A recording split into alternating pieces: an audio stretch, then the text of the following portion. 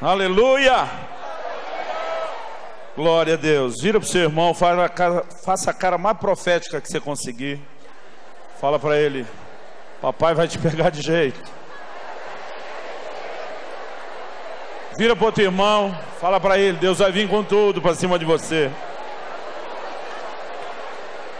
Aleluia. Você pode se assentar. Glória a Deus. Irmãos, eu não consegui nem anotar a placa do caminhão que me atropelou ontem à noite. Eu tenho certeza que Deus quer fazer muito para todos aqueles que estão abertos, sedentos, cheios de vontade. Isaías profetizou e disse: derramarei água sobre o sedento. A gente está repetindo isso aqui todo dia. Deus vai dar água para quem quer a água, para quem vai aproveitar a água, para quem não vai desperdiçar a água quando estão com fome e sede dele. Amém? Aleluia. Glória a Deus. Antes de passar para o Ministério da Palavra, eu queria falar rapidinho algumas coisas. A primeira delas: sou pastor na cidade de Curitiba e Deus tem nos chamado para um ministério de ensino da palavra, para servir o corpo de Cristo através do ensino de princípios da palavra e para uma vida frutífera no Senhor. E o nome desse nosso ministério, onde a gente disponibiliza muito recurso, é também o endereço do nosso site, que é o orvalho.com. Lá você vai achar muito material, né, de muita gente que vai abençoar, que vai enriquecer sua vida, seu ministério. E além das mensagens em áudio, em vídeo, você ainda vai encontrar muitos artigos, alguns dos nossos livros, que você pode baixar à disposição de forma gratuita, né? E tem palavra de muitos homens e mulheres de Deus lá, que com certeza vão te enriquecer. Além disso, eu sempre digo, Deus tem nos chamado para usar uma ferramenta muito especial para o ensino, que é a literatura. E nós trouxemos, nesses dias, acho que dá para literalmente dizer, um caminhão de livros, né? No ano passado, nos 2 primeiros dias da conferência, acabou o material. Eu não sabia se eu não tive fé, se o povo estava com muita fome, ou se eu descobri o novo segredo, tem um best-seller que é vender livro barato. Os nossos livros estão sendo vendidos ali, querido, por R$5, ainda dá para parcelar em 5 de 1 no cartão, se a coisa estiver muito difícil. Você vai perceber no preço que a gente está facilitando praticamente alguns títulos, a gente está subsidiando para que chegue na sua mão. E o livro que a gente mais está batendo na tecla na conferência é o livro Falar em Línguas, a linguagem sobrenatural de oração. Esse livro a gente fala só o que é essa ferramenta dessa prática bendita da oração em línguas. O apóstolo Paulo diz: o que fala em línguas edifica-se a si mesmo. Ele também diz aos Coríntios: dou graças a Deus, porque falo mais em línguas do que todos vós. Um outro material que eu queria chamar a sua atenção, que está ali à disposição, é o primeiro livro que eu publiquei. Ele ficou muito tempo esgotado, mas voltou, graças a Deus. É o livro O Conhecimento Revelado. Para você que quer ir além dessa esfera natural de entendimento e entrar naquele lugar de compreensão espiritual, de revelação da palavra, essa é uma ferramenta muito, muito prática. Nós temos também ali um dos livros que eu particularmente mais gosto, O Agir Invisível de Deus. É um livro que fala muito sobre a soberania de Deus, a importância de que a gente confie em Deus mesmo quando a gente não entende o que está acontecendo à nossa volta, mas que também fala muito de como Deus trata conosco no meio de circunstâncias que a gente não entende. Eu tenho certeza que vai te abençoar. Queria até que você virasse para o irmão ao seu lado e já falasse para ele: eu profetizo, você vai me dar um livro desse. É impressionante o fervor das pessoas na hora de ganhar presente, não é? Ok. Temos ali o livro A Outra Face dos Milagres. Um material, querido, que foca a maneira correta de buscarmos a Deus pelo que Ele é, não só pelo que Ele faz.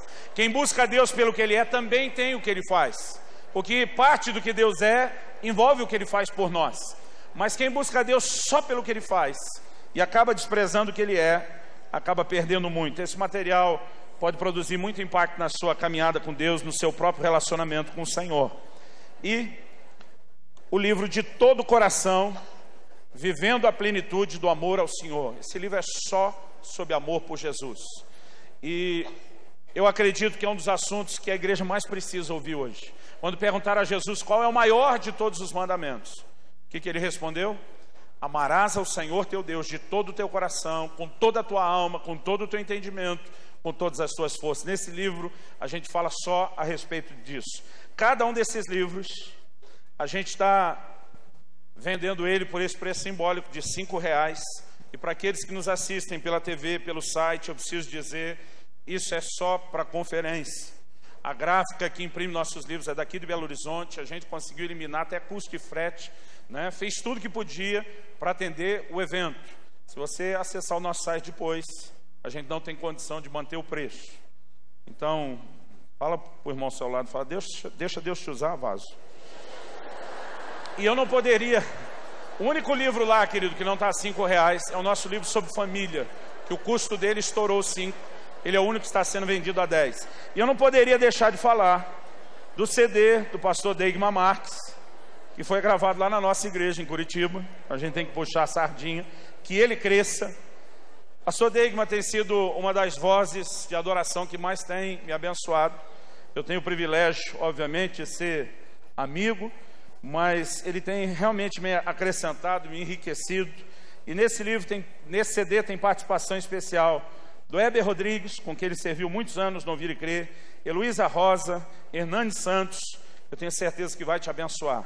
O Deigma disse que infelizmente não consegue chegar no 5, mas chegou em 10. Então, também parcelando em 5 de 2, se a coisa estiver muito difícil, tá bom? Abra sua Bíblia, por favor, em algum lugar que você achar bem legal. Eu fico mais confortável quando vocês riem, porque eu falei isso na igreja. Eu já no hábito fui falando para ir abrir a Bíblia. Eu estava ainda ligando o iPad, nem eu lembrava o texto que eu tinha separado para usar.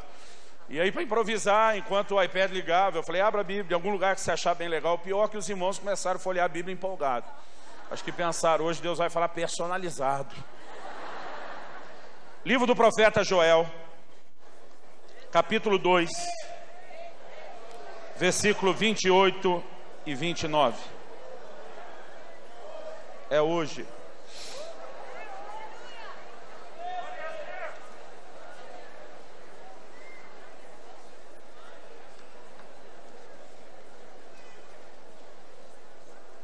Livro do profeta Joel, capítulo 2, versículos 28 e 29. A palavra de Deus diz assim: e acontecerá depois que derramarei o meu espírito sobre toda a carne. Vossos filhos e vossas filhas profetizarão, vossos velhos sonharão, e vossos jovens terão visões. E até sobre os servos e sobre as servas derramarei o meu espírito naqueles dias.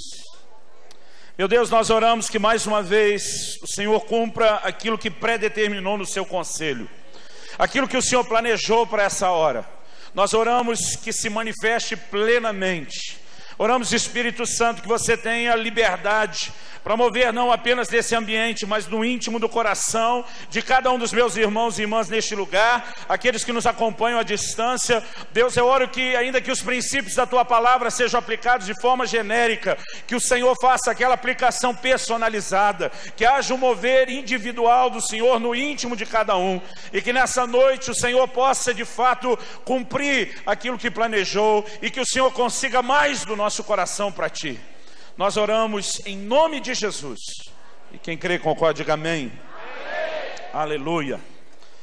Queridos, todas essas tardes nós estamos falando a respeito dos dons do Espírito Santo, enfatizando muito essa questão do poder no qual nós devemos fluir. E o que eu quero falar nessa noite diz respeito a um outro aspecto, também muito importante. Nós, quando abordamos aqui a questão da ação do Espírito Santo esses dias, falamos de uma figura do candelabro que aponta para o Espírito Santo, e falamos de uma visão de equilíbrio que nós encontramos quando em cada um daqueles 3 braços que saem de cada lado, Deus manda Moisés colocar 3 amêndoas em cada um deles. Amêndoa é uma figura de frutificação. Quando a vara de Arão floresceu, ela não apenas deu flores, a Bíblia diz que produziu amêndoas. Quando Deus pergunta, Jeremias, o que vês? Ele diz, uma vara de amendoeira. O Senhor diz, viste bem, porque eu, Senhor, velo sobre a minha palavra para fazê-la cumprir. Na hora de falar da frutificação da sua palavra, Deus usa a figura das amêndoas. Elas são parte da figura, da tipologia bíblica de frutificação. E Deus disse que nessa figura do candelabro, que é uma figura do Espírito Santo, o candelabro é aquele responsável, o instrumento responsável no tabernáculo, a casa de Deus, por trazer tanto luz como calor. E eu creio que isso indica parte da ação e da obra do Espírito Santo dentro da casa de Deus. Você pode dizer amém? No Velho Testamento, o candelabro tinha que ser mantido aceso continuamente, não podia se apagar. No Novo Testamento, Paulo escreve aos Tessalonicenses, ele diz, não apagueis o Espírito. Deus pergunta a Zacarias, o que vês? Ele diz, um candelabro de ouro puro. O Senhor diz, viste bem, porque eu, Senhor, troquei o versículo. O Senhor diz, viste bem, não por força, nem por violência, mas pelo meu Espírito, diz o Senhor. Então Deus associa o candelabro à visão do Espírito Santo, a visão do candelabro com a pessoa do Espírito. E nós mostramos que é uma figura interessante, porque daquela haste central saem 3 de cada lado. Isso para mim fala de uma figura de equilíbrio. Em cada um dos 3 braços de cada lado, 3 amêndoas cada. Nós temos 9 amêndoas de um lado, 9 amêndoas de outro. O 9 também é um número de frutificação. E nessas tardes, enquanto estamos estudando sobre os dons do Espírito, falamos que Paulo lista 9 manifestações do Espírito Santo. Mas vimos que quando Paulo escreve aos Gálatas, ele também alista 9 características do fruto do Espírito. Isso mostra uma visão de equilíbrio que deve existir na igreja, entre as manifestações, o carisma, os dons, e também o fruto do Espírito, ou o caráter de Cristo em nós. E eu creio que a obra do Espírito Santo ela é completa. Algumas igrejas estão enfatizando só os dons e esqueceram do fruto. Há outros que parecem estar pregando só o fruto e esqueceram dos dons.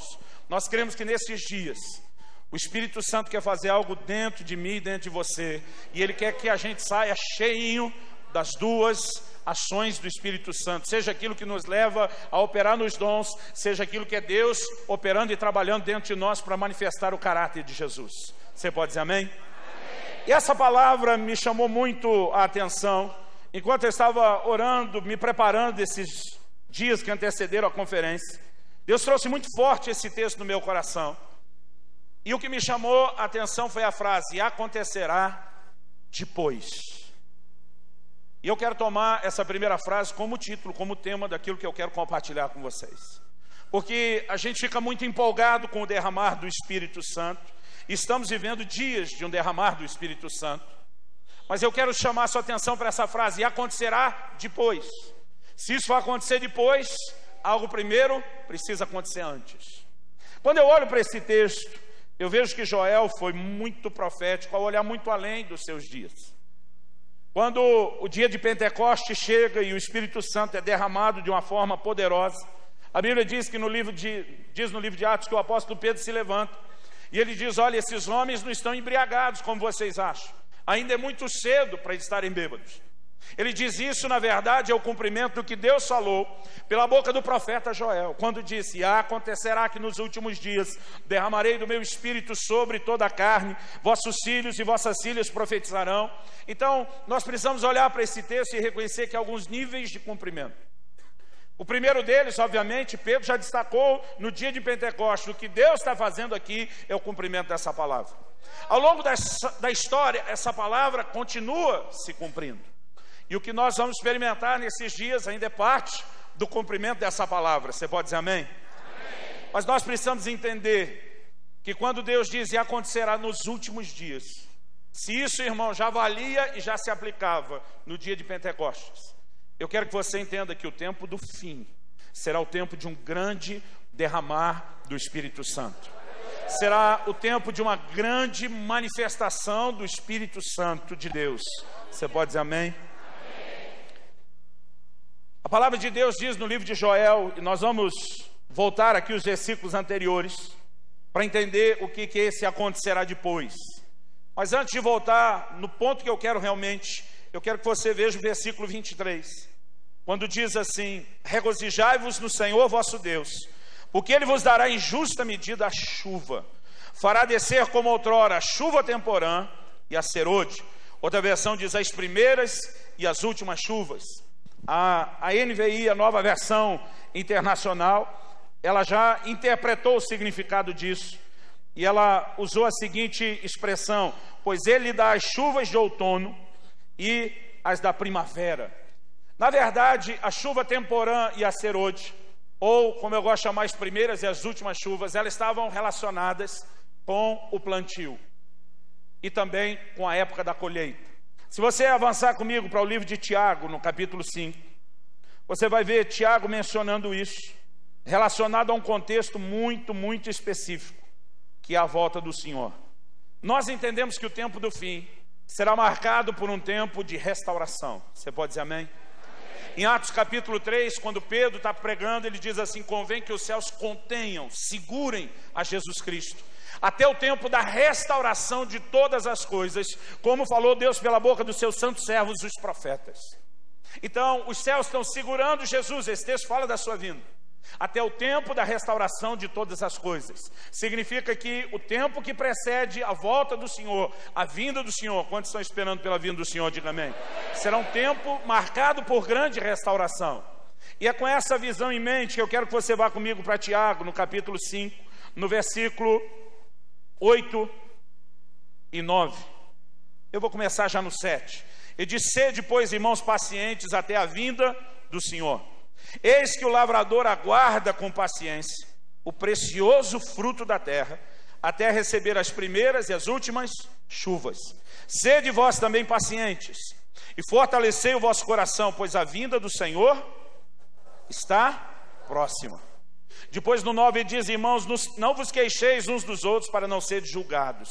Eis que o juiz está às portas. E aqui ele está falando do Senhor Jesus, prestes a voltar. A Bíblia diz que nós precisamos com paciência aguardar essa vinda. Então ele usa um exemplo, e ele fala do lavrador. Diz que o lavrador também aguarda com paciência para colher o precioso fruto da terra, até que receba as primeiras e as últimas chuvas. Ele relaciona esse princípio das primeiras e as últimas chuvas quando mexe na questão da vinda do Senhor.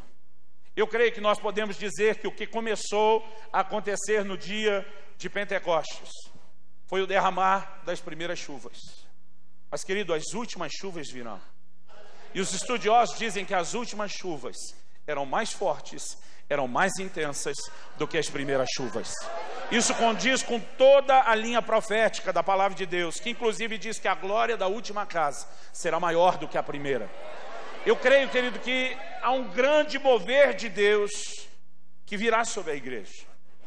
Agora, quando o Senhor falou a respeito disso por boca do profeta Joel, e essa palavra vem se cumprindo desde Pentecostes, tem nos tocado, ao longo da igreja está acontecendo, mas ainda está para acontecer na sua plenitude. Ele usa a expressão: e acontecerá depois.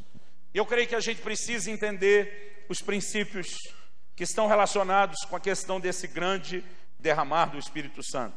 No livro de Joel, no capítulo 2 mesmo, eu quero que você volte um pouco, para que a gente observe o contexto. Eu gostaria que você olhasse comigo a partir do versículo 12, onde Deus diz, Joel capítulo 2, versículo 12: ainda assim, agora mesmo, diz o Senhor, convertei-vos a mim de todo o vosso coração. Isso com jejuns, com choro e com pranto.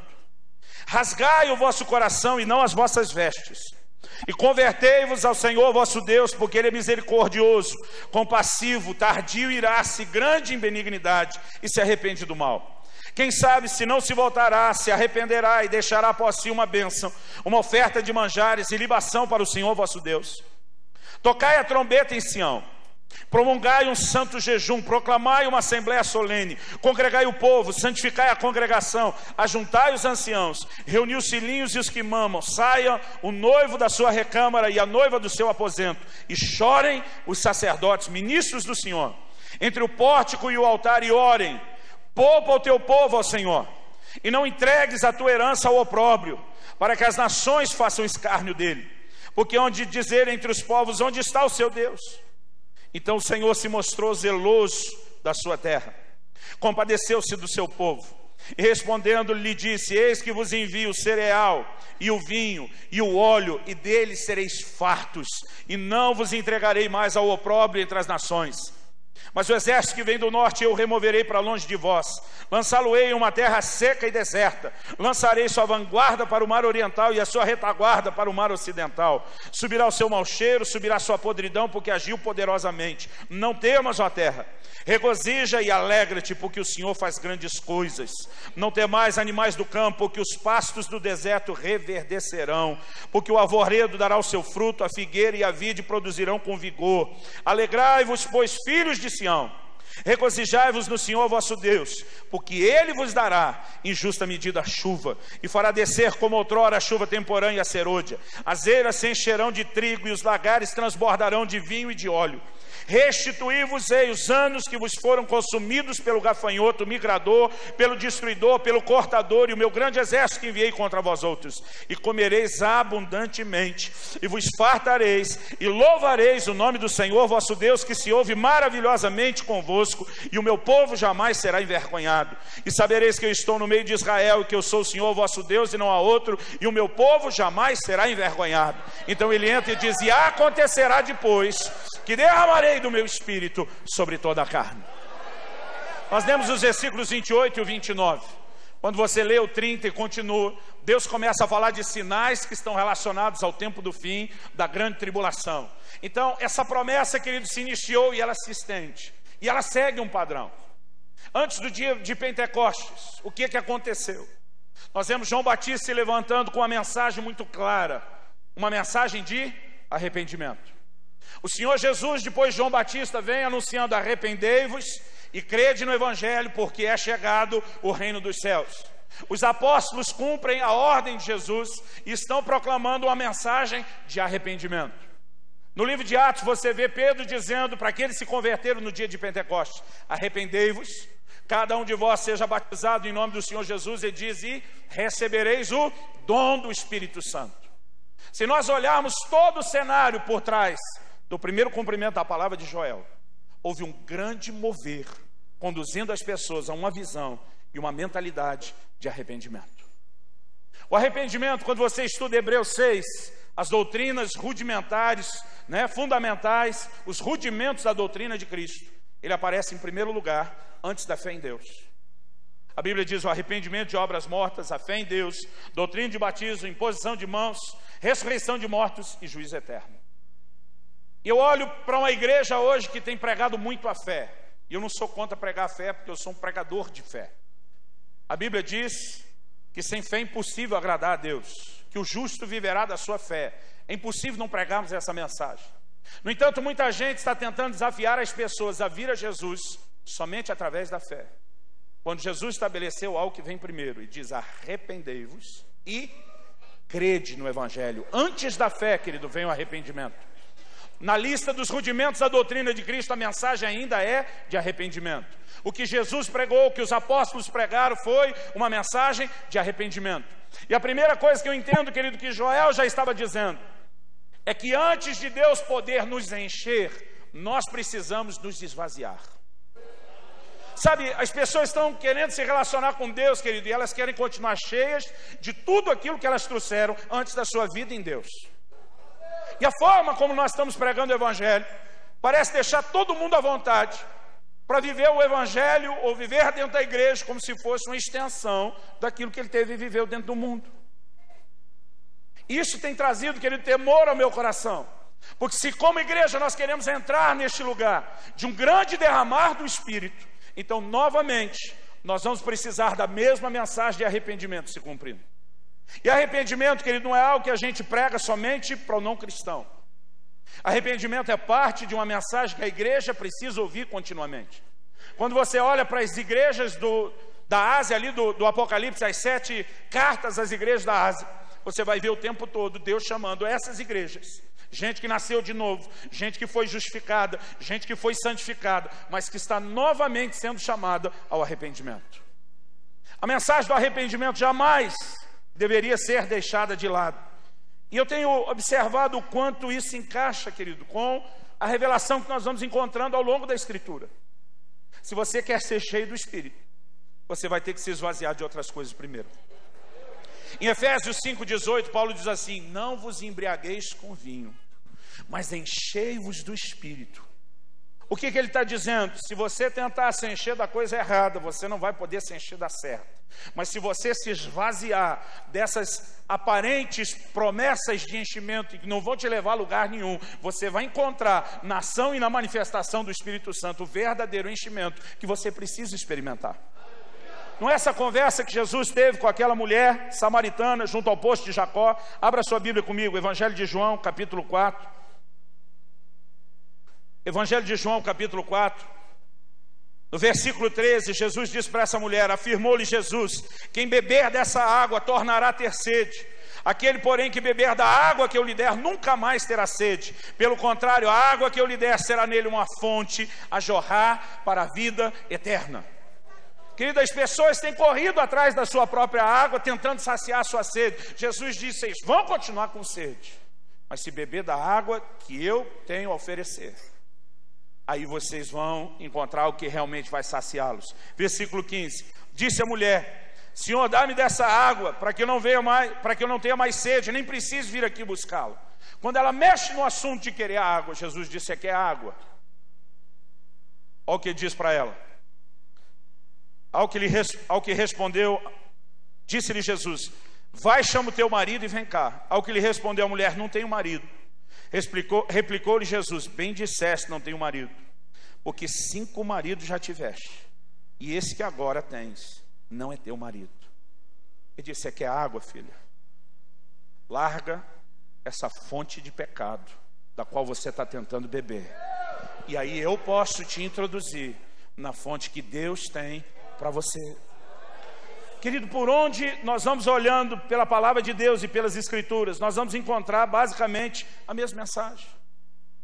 Em Efésios capítulo 4, a Bíblia diz lá no versículo 30, não entristeçais o Espírito Santo de Deus, com o qual fostes selados para o dia da redenção. Por que Paulo fez essa afirmação? Vai comigo lá para Efésios capítulo 4. E vamos começar antes no que dá o contexto da afirmação. Efésios capítulo 4, a partir do versículo 20, ele diz, mas não foi assim que aprendestes a Cristo. Se é que de fato tendes ouvido e nele fostes instruídos, segundo é a verdade em Jesus, no sentido de que quanto ao trato passado, vos despojeis do velho homem que se corrompe segundo as concupiscências do engano, e vos renoveis no espírito do vosso entendimento, e vos revistais do novo homem, criado segundo Deus, em justiça e retidão, procedentes da verdade. Por isso, porque já não pode mais viver à base do velho homem, e sim do novo, segundo a sua nova identidade. Por isso, deixando a mentira, fale cada um a verdade com o seu próximo, porque somos membros uns dos outros. Irai-vos e não pequeis, e não se ponha o sol sobre a vossa ira, nem deis lugar ao diabo. Aquele que furtava, não furte mais, antes trabalhe, fazendo com as próprias mãos o que é bom, para que tenha com que acudir ao necessitado. Não saia da vossa boca nenhuma palavra torpe, e sim unicamente a que for boa para edificação, conforme a necessidade, e assim transmita graça aos que ouvem. E não entristeçais o Espírito Santo de Deus, com o qual fostes selados para o dia da redenção. O contexto de não entristecer, querido, o Espírito, de não apagar o Espírito, como Paulo escreve aos Tessalonicenses, está ligado ao quê? A termos uma atitude de nojo, de abominação para com o pecado, para com a carne, para com toda a herança desse mundo, e nos separarmos somente para o Senhor. Avança comigo para o livro de Tiago, e abra a sua Bíblia no capítulo 4 de Tiago. Também no versículo 4. Esse texto ele começa dizendo infiéis. Essa palavra foi traduzida infiéis, em outras versões foi traduzida como adúlteros. E literalmente a palavra foi usada no original, é a palavra grega moichos. Ou seja, fala de alguém que quebrou a aliança, que rompeu com a fidelidade, que quebrou a exclusividade que o relacionamento deveria ter. E o interessante é que ele não está escrevendo para o povo não crente. O tempo todo ele estava falando com os cristãos, a ponto de chamá-los de meus irmãos repetidas vezes. E ele diz assim, infiéis, não compreendeis que a amizade do mundo é inimiga de Deus? Aquele, pois, que quiser ser amigo do mundo, constitui-se inimigo de Deus. Ou supondes que em vão afirma a Escritura, é com ciúme que por nós anseia o Espírito que ele fez habitar em nós. O Espírito Santo que habita em mim e você, tem ciúmes de mim e de você. Quando nós começamos a nos envolver com as coisas do mundo, quando nós debandamos para o lado do pecado, quando nós nos inclinamos para as coisas da carne, porque a missão do Espírito Santo é manter eu e você, querido, distante do pecado e próximos de Jesus. Em 2 Coríntios 3, Paulo chama a nova aliança em que nós vivemos de um ministério do Espírito. E diz que o propósito dele é nos transformar de glória em glória na imagem do Senhor Jesus. Nós não podemos ser justos, querido, se concentramos tudo que falamos sobre a ação do Espírito Santo somente na manifestação dos dons. E eles são importantes, e nós estamos nos dedicando a ensinar isso essas tardes, e amanhã à tarde, querido, eu creio que nós vamos ter uma grande liberação, uma ativação de dons, que vai ser algo sobrenatural. Vai ser um momento de uma vazão profética muito forte nesse lugar. Agora, nós não podemos apenas limitar a obra do Espírito Santo a nos levar, a nos mover nos dons. Quando Deus está dizendo, eu vou derramar do meu Espírito sobre toda a carne, vossos filhos e filhas profetizarão, os servos e servas profetizarão, a Bíblia está mexendo em um assunto importante. Há uma relação na Bíblia entre ser cheio do Espírito e falar. Então o que Deus estava dizendo não era apenas, eu quero usar vocês nos dons. Deus estava dizendo, eu quero que vocês sejam cheios até transbordar. Quantos querem ser cheios até a tampa? Aleluia. Mas nós precisamos entender que antes da mensagem do enchimento existe uma proposta de esvaziamento. O Senhor chama o povo ao jejum. Irmãos, eu fico incomodado com a maneira como muita gente está pregando hoje em dia, quase como se o jejum fosse desnecessário. Jesus declarou, dias virão em que vocês jejuarão. E diz, quando jejuardes, e ele começa a instruir o que ele esperava de nós. Eu li uma frase em algum lugar que eu não me lembro onde, de um camarada, se eu falar o nome dele certo, é Richard Sibbes. Se eu estiver errado, Sibbes. Ninguém mandou ele ter um nome difícil. Ele disse, o autoesvaziamento prepara o transbordamento espiritual. Forte. O autoesvaziamento prepara o transbordamento espiritual. Mas um dia eu estava lá em Curitiba, a cidade onde eu moro. Era mais ou menos 1h40, 20 para as 2 da tarde. Me liga um pastor amigo. Estou passando pela sua cidade de viagem. Ele estava voltando de Santa Catarina para São Paulo. E o caminho envolvia passar em Curitiba. Ele disse, não tenho tempo nem para entrar, mas a gente vai ter que parar para almoçar. Se você estiver livre, corre no restaurante me encontrar, para eu pelo menos te dar um abraço. Eu falei, cara, você conseguiu me pegar, né, livre para atender, estou correndo para lá. Então cheguei, sentei com eles. Eu lembro que serviram uma picanha. Pensa numa picanha. E o garçom trouxe aquela picanha fatiada no prato, no ponto, bem cheirosa. E eles começaram, né, a comer aquilo muito empolgado. Eu estava só olhando, assistindo. E aquele pastor olhou para mim e falou, cara, duvido que você não vai pegar uma. Eu falei, não vou não. Aí ele falou, cara, mas está muito boa. Eu falei, imagino que esteja. E a gente foi comendo, e ele me via olhando aqui, e dizia, você não vai nem provar uma dessa? Eu falei, não. Aí de repente ele olhou e falou, desculpa, você está em jejum? Eu falei, não. Quando você me ligou, eu já tinha almoçado. Eu falei, cara, tu me ligou 20 para as 2, já tinha almoçado. Eu estou cheio, estou satisfeito. Eu olho para isso, não dá vontade. Quando eu lembro agora, dá até o arrependimento, mas na hora não dá vontade. Porque, querido, quando você já está cheio, não existe anseio por outra coisa. Sabe, o que está faltando para a igreja hoje em dia, querido, não é alimento. O que está faltando para a igreja é fome. Nós temos revelação da palavra como nunca houve. Deus está derramando o seu espírito, mas o que está faltando para as pessoas é fome, é sede, é apetite, é anseio pelo que Deus tem. E isso porque as pessoas se encheram demais, querido, daquilo que é errado. Tem muita gente, querido, bebendo tanto de tanta coisa. Eu acho que foi Leonard Ravenhill que disse que o entretenimento é um substituto diabólico da verdadeira alegria. Eu não estou dizendo que a gente não pode se divertir. Pensa num cara que gosta de aproveitar muito bem. Na quarta-feira, antes de vir para cá, estava no cinema com meus filhos, curtindo eles. Mas sabe, a igreja tem exagerado. As pessoas estão cada vez bebendo mais do entretenimento, cada vez se envolvendo mais com tanta coisa, a ponto de não haver espaço para que Deus realmente faça algo. E eu creio que se essa mensagem de arrependimento, querido, não retornar, e se as pessoas não entenderem a importância de um lugar de quebrantamento e de contrição diante de Deus, elas não vão encontrar espaço para que sejam preenchidas por Deus. Joel fala de forma clara, entre as várias coisas que precedem esse derramar, sobre o jejum. E a igreja precisa resgatar isso. Você pode dizer amém? O jejum, querido, envolve você deixar de lado, não são necessariamente coisas erradas. Quando eu falo de deixar a carne, o mundo e o pecado, nós estamos falando de deixar o que é errado. Mas existe um lugar de consagração onde a gente abre mão não é só do que é errado. Muitas vezes nós vamos abrir mão do que é certo. Muitas vezes nós vamos deixar de lado o que é lícito. Você olha para os nazireus, todo mundo no Velho Testamento podia beber vinho, eles não. As pessoas podiam enterrar os seus mortos, eles não. Eles foram além, eles decidiram se limitar a coisas às quais os outros não estavam limitados. O terreno da consagração, querido, não é você deixar de lado só o que é proibido.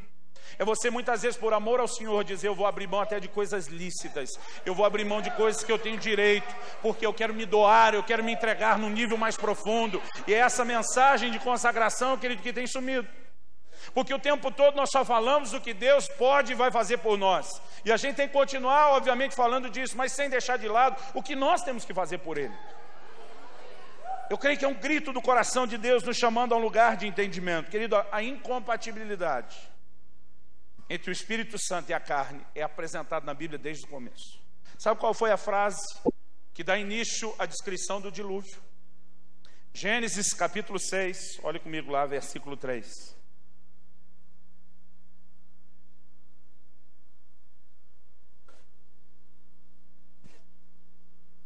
Então disse o Senhor: o meu espírito não agirá para sempre no homem, pois este é carnal, e os seus dias serão 120 anos.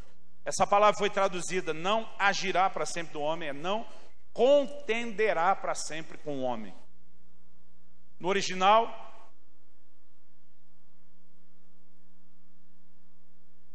hebraico, a palavra din, ela significa contender, pleitear.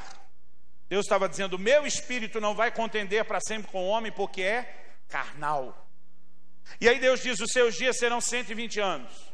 Eu aprendi na escola bíblica dominical que aqui Deus estava dizendo o tempo daquele momento até o dilúvio.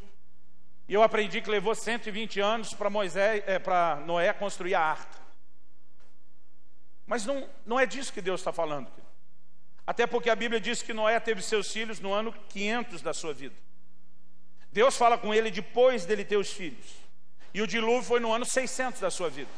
Então, o tempo em que Deus fala com ele, ele constrói a arca, forçosamente tem que ser inferior a 100 anos.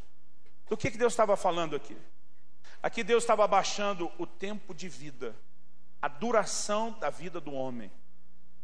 Os primeiros homens que viveram quase 1 milênio. E Deus está dizendo: o meu espírito não vai contender para sempre com o homem. O Senhor diz: eu dou muito tempo. E eles gastam uma vida inteira lutando contra o meu espírito e o meu espírito lutando contra eles. Deus diz: essa briga não vai durar mais tanto tempo. Estou diminuindo o tempo. A partir desse momento, querido, você percebe que a contagem, a duração da vida das pessoas começa a diminuir. E Moisés, que foi o cara que viveu o patamar dos 120 anos, escreve no Salmo 90 que a duração do homem é 70, quando muito 80 anos. Deus deu mais um tapa nesse limite, jogando para baixo.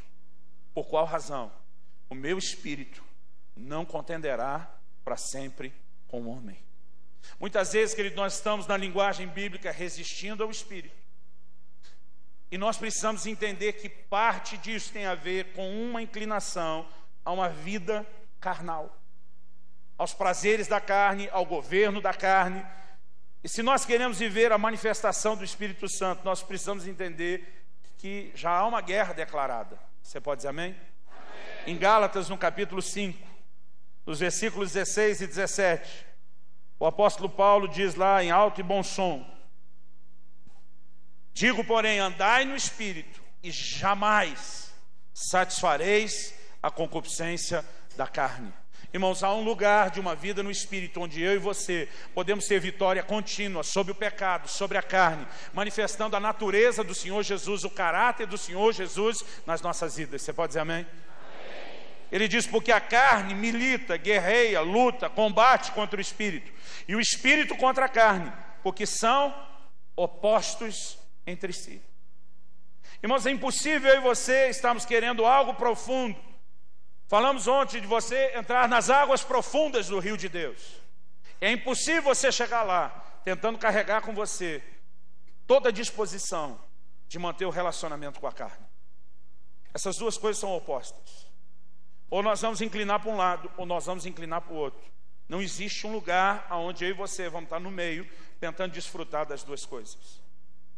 Eu tenho visto muita gente, querido, que ele até quer se envolver com as coisas de Deus, mas aquele tipo de gente que sempre quer ficar em cima do muro. O apóstolo Paulo, quando estava pregando em Troade, diz a Bíblia que tinha um jovem chamado Eutico, que ficou sentado na janela. Não estava nem dentro nem fora. O problema de quem nunca está nem dentro nem fora, irmão, é que ele acaba caindo.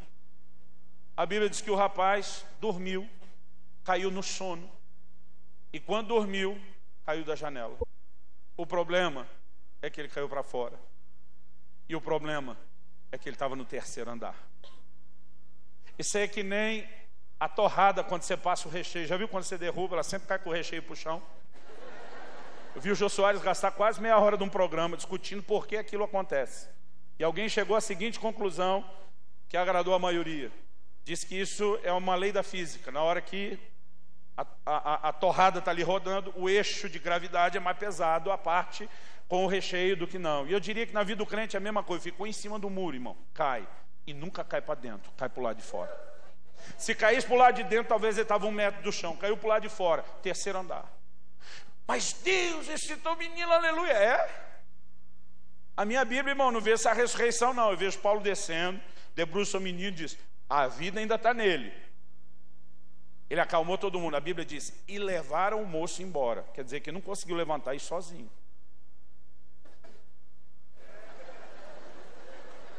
Eu acho que ele precisou ser carregado, porque estava todo quebrado. Porque tem muita gente dizendo, não, eu caio, mas depois eu me safo. Vai nessa. O processo é sempre doloroso, querido. Graças a Deus ainda existe restauração. Mas é melhor você descer logo para o lado de dentro, em nome de Jesus, amém? Em Romanos, no capítulo 8, o apóstolo Paulo começa a falar que eu e você temos que nos inclinar ou para um lado ou para o outro. Eu acho que há algumas coisas que nós estamos precisando voltar a falar mais, e eu achei que nunca ia precisar falar.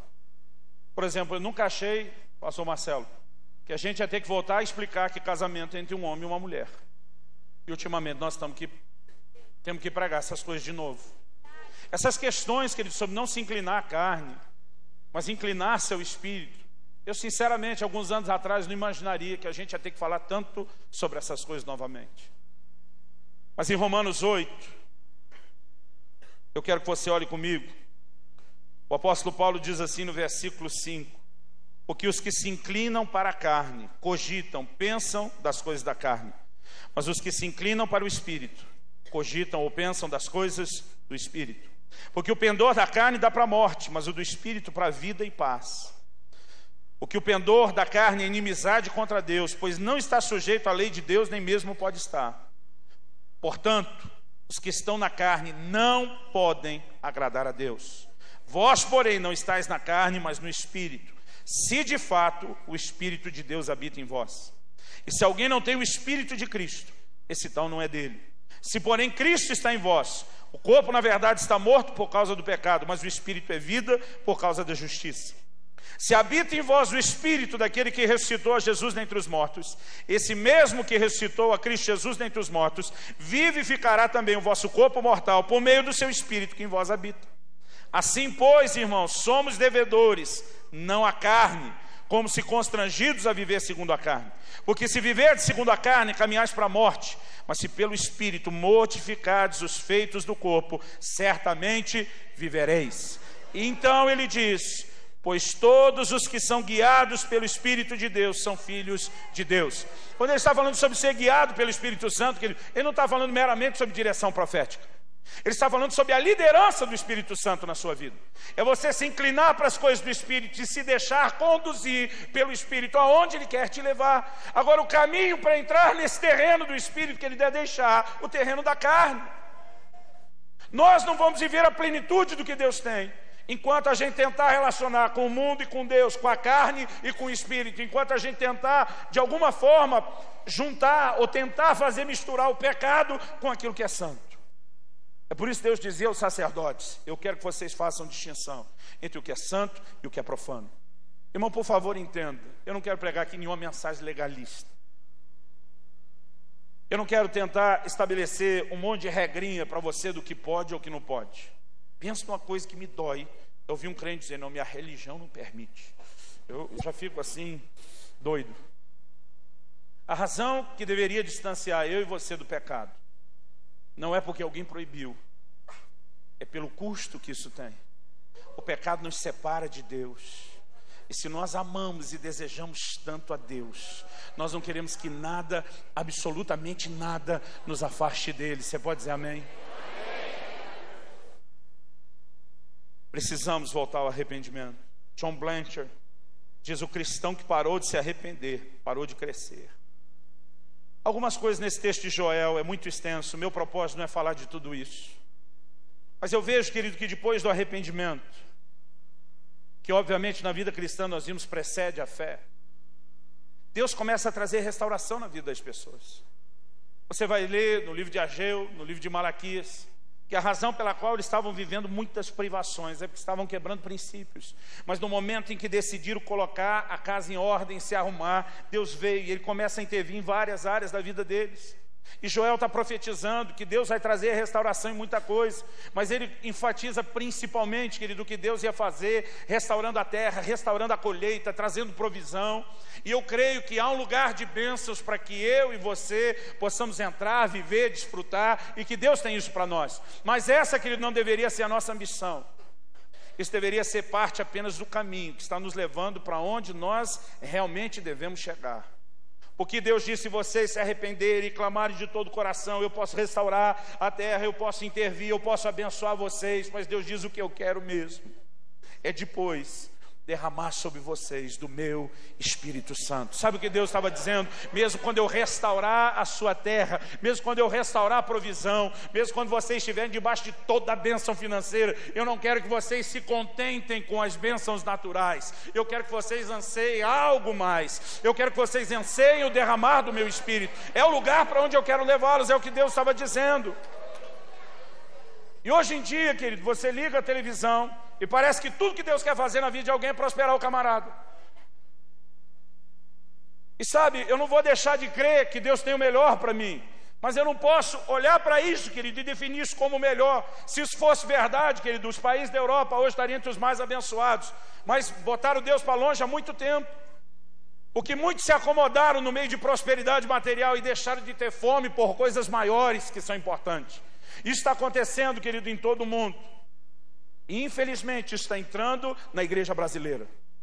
Eu vou continuar pregando, querido, que Deus quer mover em cada área das nossas vidas, mesmo na área material e financeira. Ele prometeu isso, eu quero tudo que Ele tem para mim. O que eu não quero, querido, é parar no meio do caminho. O que eu não quero é parar antes de experimentar a plenitude. E o que Deus tem como plenitude, querido, vai além de qualquer coisa que Ele faça nessa terra para você.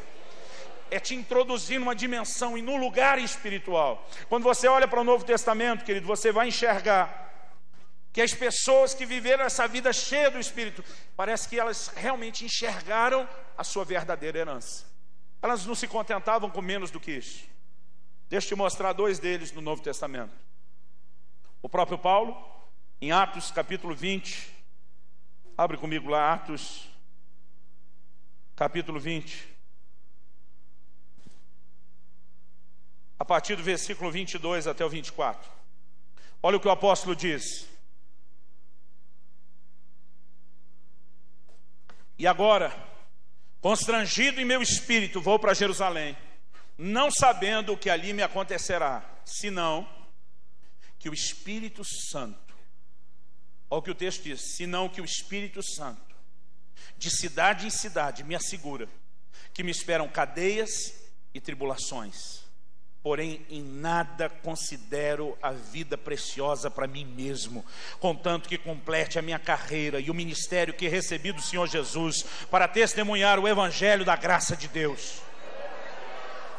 Quando você olha, querido, o contexto dessa afirmação, você vai descobrir que as pessoas estão dizendo a Paulo o que é que o espera em Jerusalém. Profetizaram que ele seria preso. E diz: gente, não é só Jerusalém.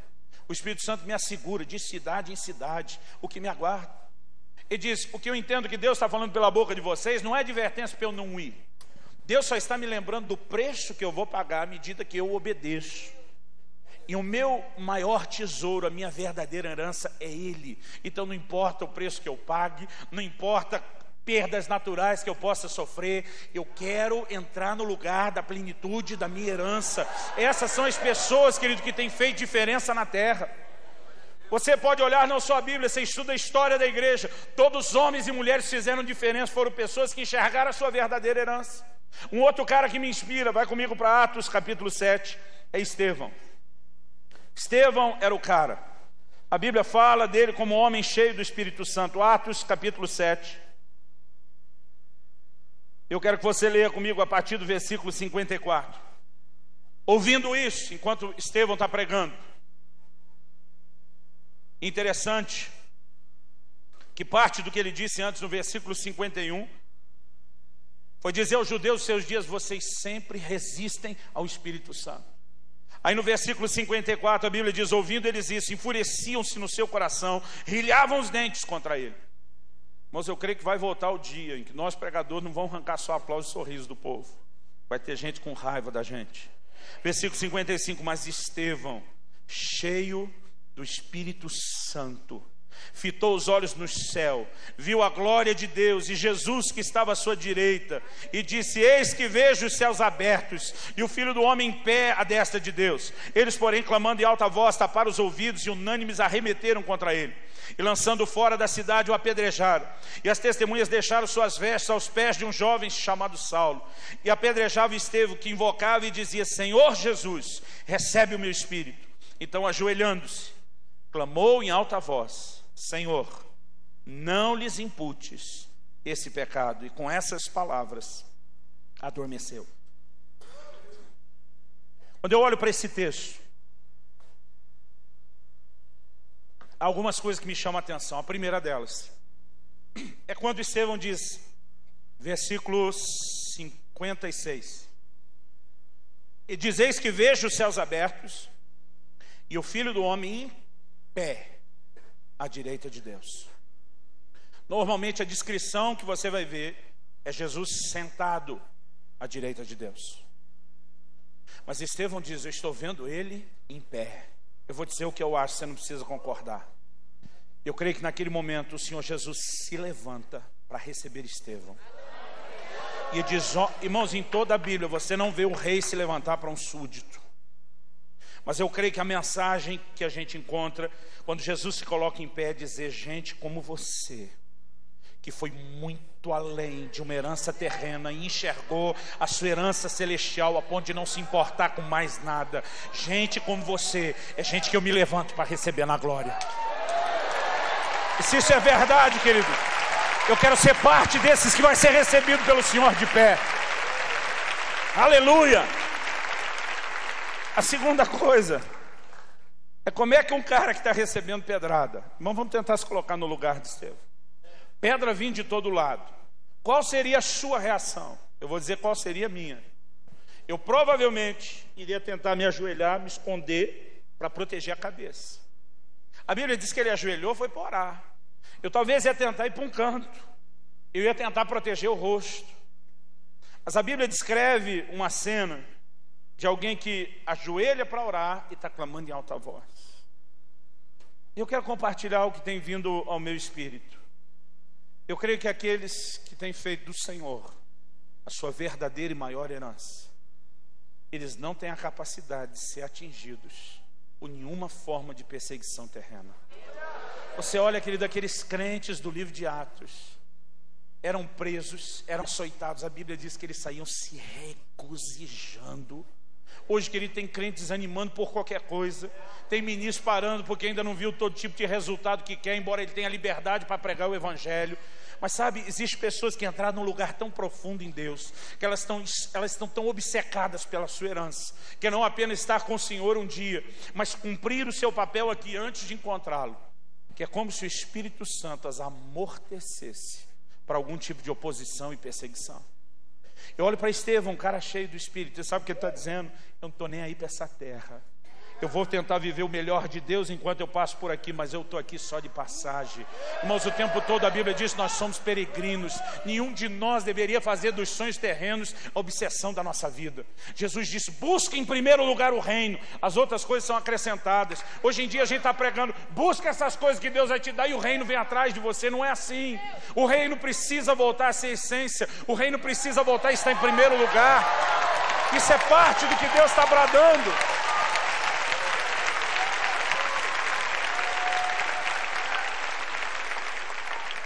Joel diz, sai o noivo da sua recâmara e a noiva dos seus aposentos. Os bichinhos esperaram tanto tempo para festar. E Deus diz, agora não é hora de vocês se divertirem. Agora é hora de vocês colocarem coisas mais importantes acima. Deus não está dizendo que a gente não pode fazer isso o tempo todo. Mas há momentos que a gente tem que dar uma paradinha. Paulo escreve aos Coríntios, e ele diz de vez em quando o casal tem que combinar, dar um tempinho no avivamento pessoal, para se dedicar a outro tipo de avivamento e oração. E eu creio que há um grito do coração de Deus para a igreja, para que a gente comece a se desprender e ansiá-lo. Porque um dos grandes problemas da igreja hoje não é apenas o pecado, são as distrações. E Deus está falando ao nosso coração que Ele quer voltar a ser o alvo da nossa obsessão, da nossa busca, do nosso anseio, do nosso desejo. E à medida que nós vamos ordenando essas coisas, eu creio que então vai se cumprir a palavra que diz, e acontecerá depois que derramarei do meu Espírito sobre toda a carne. Eu não estou negando o fato, querido, de que alguém é cheio do Espírito Santo pela fé. Eu estou falando de viver uma vida cheia do Espírito. Quando Paulo escreve aos Efésios, ele diz, não vos embriagueis com vinho, mas enchei-vos. A conjugação do verbo, na forma que foi escrito, diz o estudioso, está num tempo contínuo. O que a gente tem que chegar mais perto é o gerúndio, na língua portuguesa. Fulano está andando. Agora ele está andando, mas não quer dizer que daqui a 5 minutos vai estar.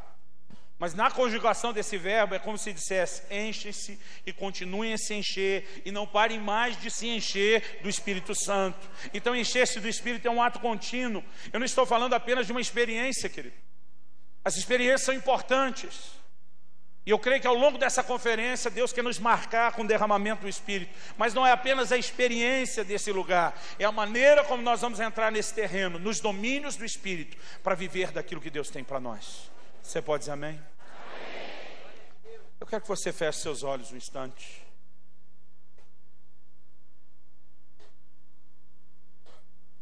C.S. Lewis disse, se eu encontrar em mim mesmo um desejo que nenhuma experiência nesse mundo pode satisfazer, a explicação mais provável é que fui feito para outro mundo.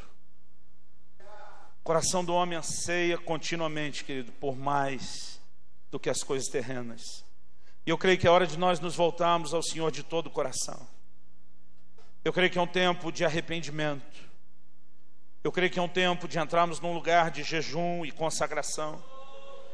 Eu creio que é um tempo de entrarmos num lugar de intercessão. Chorem os ministros do altar. Tiago escreve e diz, senti as vossas misérias, lamentai e chorai. O mesmo Deus que diz na Bíblia que é quem converte a tristeza em alegria. Há momentos em que Ele diz que a gente tem que parar e deixar de lado aquilo que nos alegra e chorar. Porque sabe, querido, quando aquilo que nos alegra está tomando o lugar dele, tem algo errado. Tem algo errado.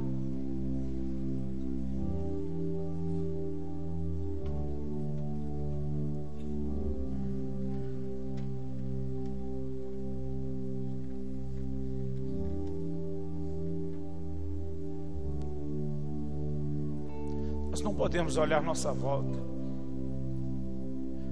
e ficar satisfeitos, querido, com o estado da igreja. Há um lugar no Espírito Santo onde nós não entramos ainda. Se nós queremos ter manifestações maiores, se nós queremos ver o cumprimento da palavra de que a glória da última casa será maior do que a primeira, nós vamos ter que voltar a esse lugar onde o nosso coração sinta dor de estar distante de Deus. Nós precisamos voltar a esse lugar onde algo dentro de nós quer tanto o Senhor, que a gente diz: eu não vou permitir que nada fique no meu caminho.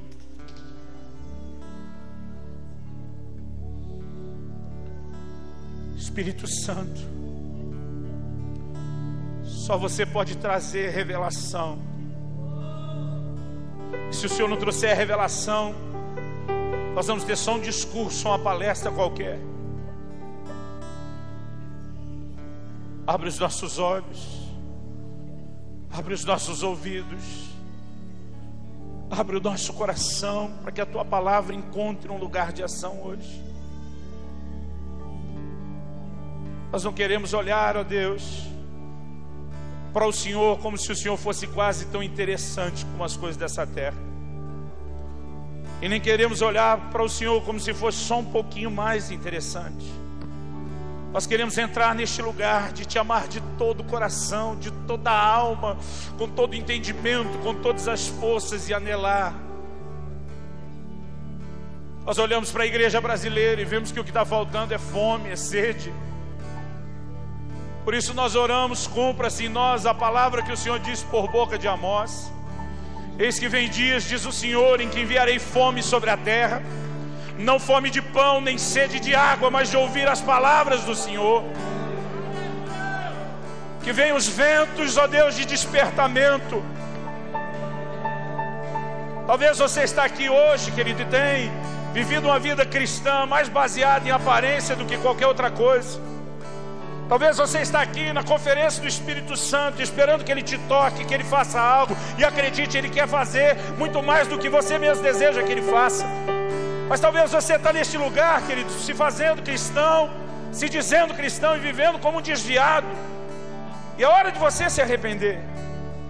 É hora de você dizer: eu não posso mais ficar brincando com as coisas. Você sabe quando é que desce fogo do céu? É quando os profetas de Deus se levantam para dizer: vocês não podem mais cochear entre dois caminhos. Escolham hoje se vocês querem Deus ou Baal. Foi depois dessa palavra profética que Elias deu que o fogo veio. Porque é quando nós escolhemos Deus, querido, é quando o nosso coração escolhe, que o fogo pode descer sobre nós. E eu quero te desafiar a se colocar num lugar hoje de arrependimento. Eu acho uma frase que meu amigo pastor Hernani Santos usa: o seu arrependimento tem que ser no mínimo tão escandaloso quanto foi seu pecado.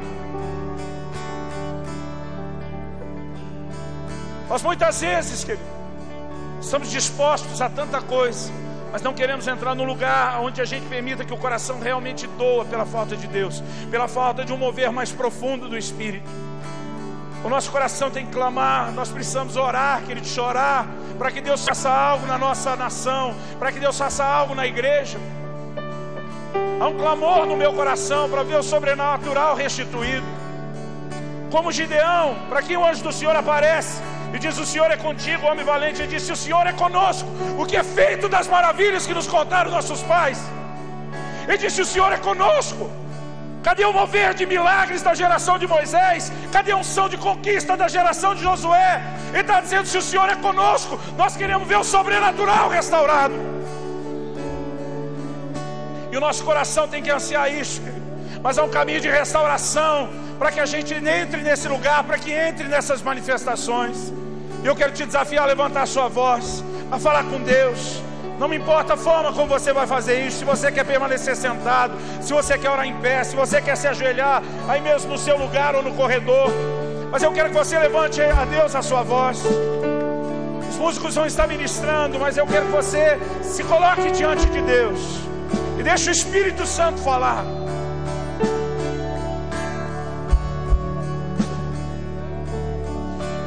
Rendido estou aos pés da cruz, me encontrei, e o que tenho te entrego, ó Deus.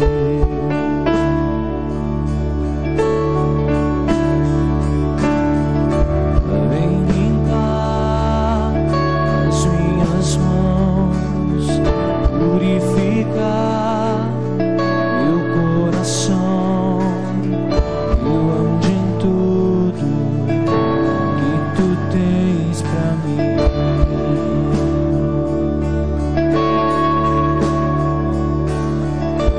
Toma-me, rendido estou aos pés da cruz, me encontrei,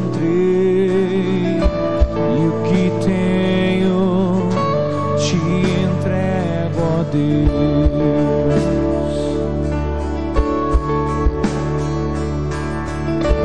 Vem limpar as minhas mãos, purificar meu coração, que eu ande em tudo que tu tens pra mim.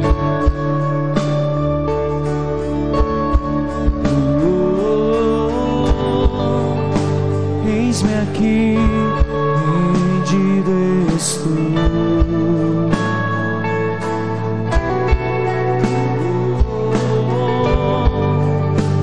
Eu sou teu e tu és meu.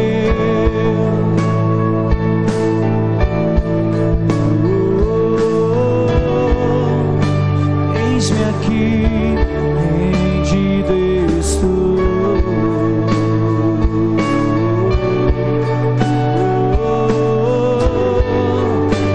Eu sou teu e tu és meu.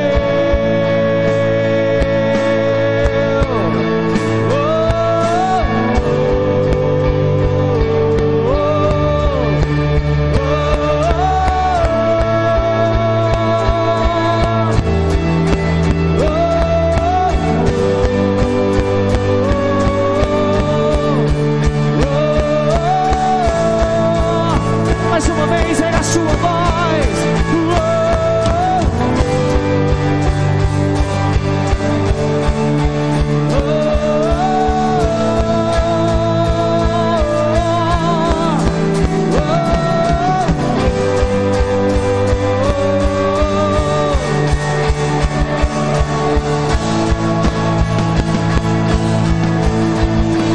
Minha vida dou a ti, Senhor, rendido a ti estou, e pra sempre cantarei. Faz em mim minha vida dou a ti, Senhor, rendido a ti estou, e pra sempre cantarei. Faz em mim o teu querer.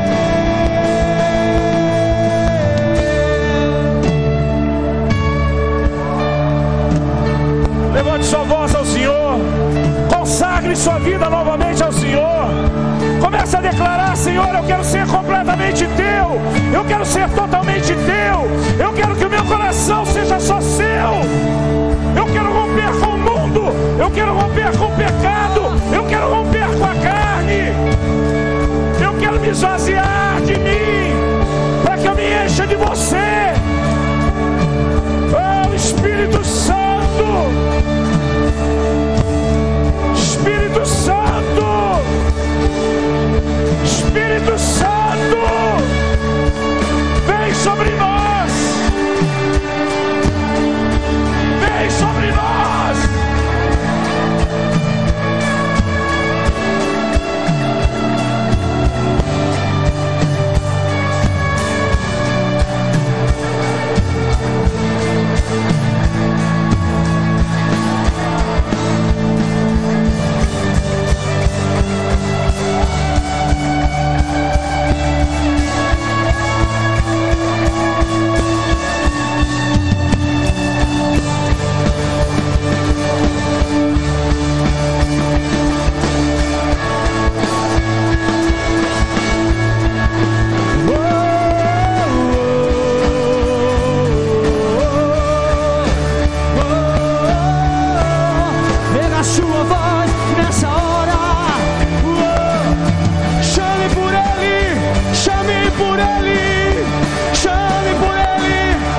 Mais uma vez, erga a sua voz e cante comigo.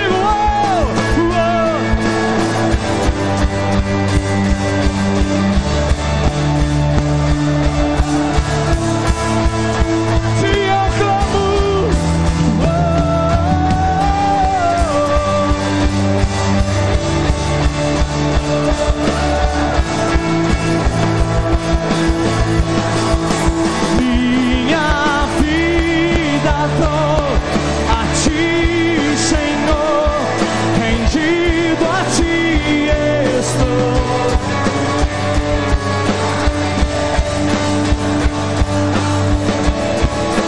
Faz em mim minha vida dou a ti, Senhor, a ti, rendido, a ti eu estou, e pra sempre cantarei. Faz em mim o teu querer, faz em mim o teu querer, faz em mim, faz em mim o teu querer.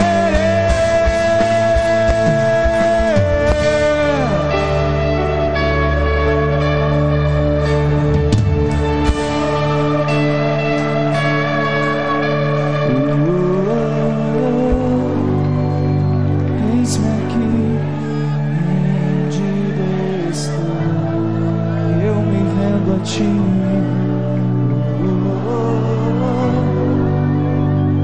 Eu sou teu,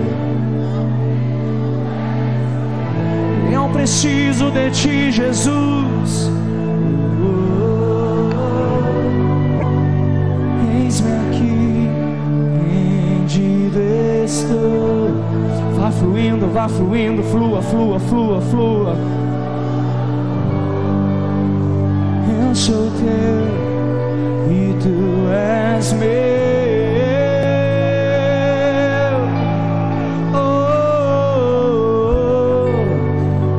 Eis-me aqui, namayala balandro balabaraba, chega namanama yeira balala chata balabara. Namasanta labara kitreba balala kitreba yalaba.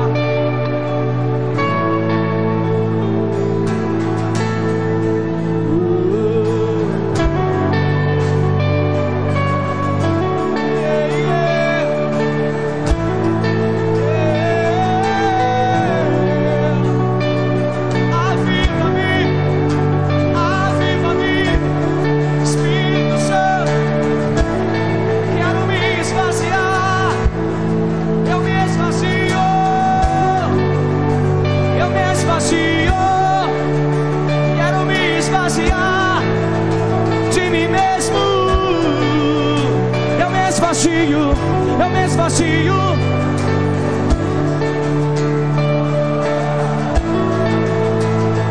Flua, igreja, flua. Eu me esvazio. Enche-me, enche-me, enche-me.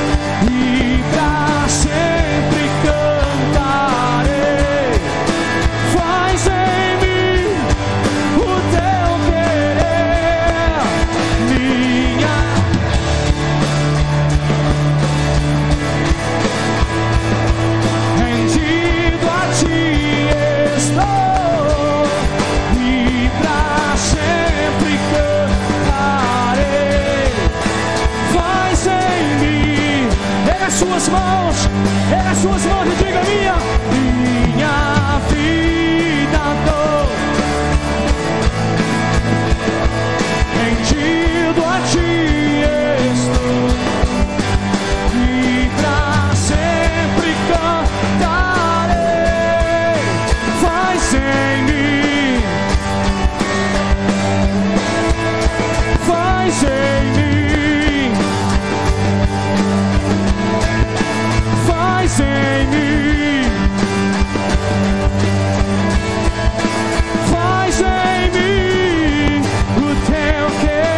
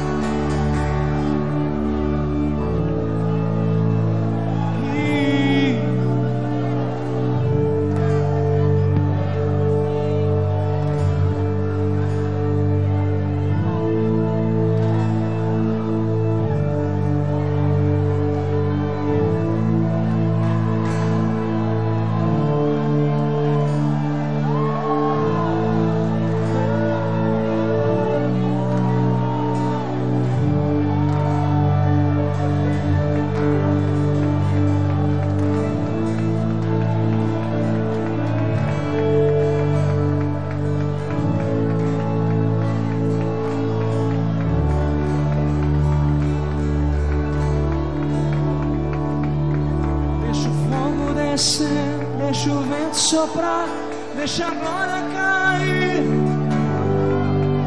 Deixa o fogo descer, deixa o vento soprar, deixa a glória cair. Deixa o fogo descer, deixa o vento soprar, deixa a glória cair. Deixa o fogo descer, deixa o vento soprar, deixa a glória cair. Deixa o fogo descer, deixa o vento soprar, deixa a glória cair.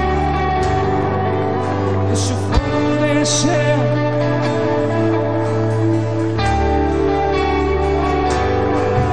Deixa o fogo descer.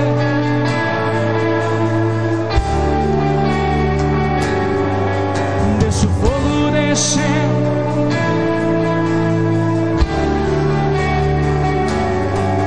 Deixa o fogo descer, deixa o vento soprar, deixa a glória cair, vem, vem, vem. Deixa o fogo descer, deixa o vento soprar, deixa a glória cair. Oh, deixa o fogo descer.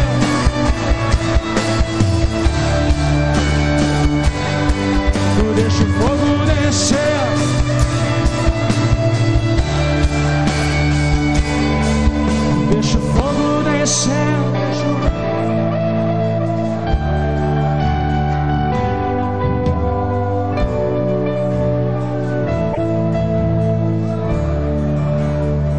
Levante pelo menos uma das suas mãos aos céus. Comece a orar no Espírito Santo. Se você ainda não é batizado no Espírito Santo, essa pode ser a sua hora. Seja cheio do Espírito Santo. Seja cheia do Espírito Santo. Seja cheio. Seja cheia do Espírito Santo.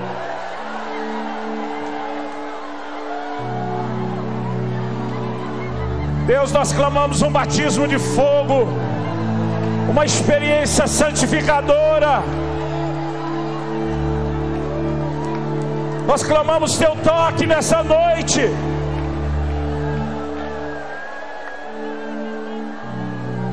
Em nome de Jesus. Em nome de Jesus. Que venha o teu fogo, Espírito Santo, sobre toda a carnalidade. Venha o teu fogo. Venha o teu fogo.